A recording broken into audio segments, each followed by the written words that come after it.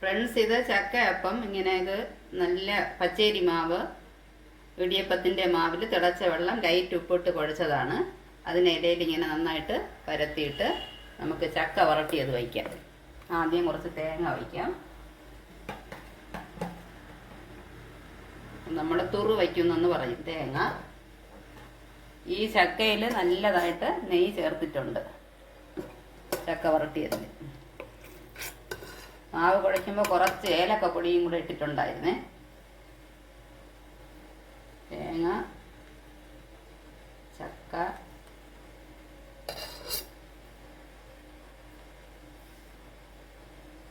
ഇതിനെങ്ങനെ ഒന്ന് പരത്തുക. പരത്തിയിട്ട് മടക്കണം. എന്നിട്ട് ഒന്ന് പ്രസ് ചെയ്യണം.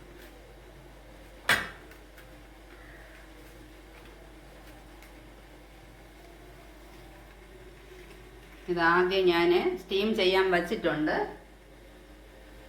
അത് കഴിഞ്ഞിട്ട് ഇത് വയ്ക്കും. ഇനി ഇതൊരു 10 മിനിറ്റ് കഴിയുമ്പോൾ ഇത് നമുക്ക് എടുക്കാം.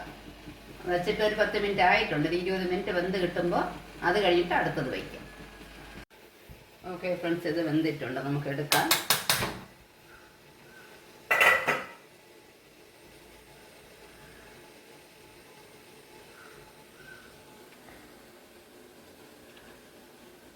ഇതാ കണ്ടോ, ഇത് നല്ല ഇലയിൽ ഇങ്ങനെ ഒട്ടാതെ വരും.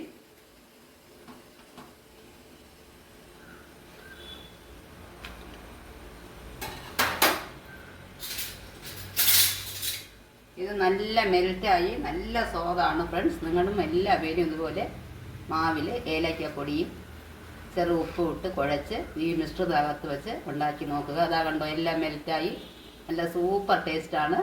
എല്ലാവരും ട്രൈ ചെയ്ത് നോക്കുക. Okay, share and subscribe. Thank you.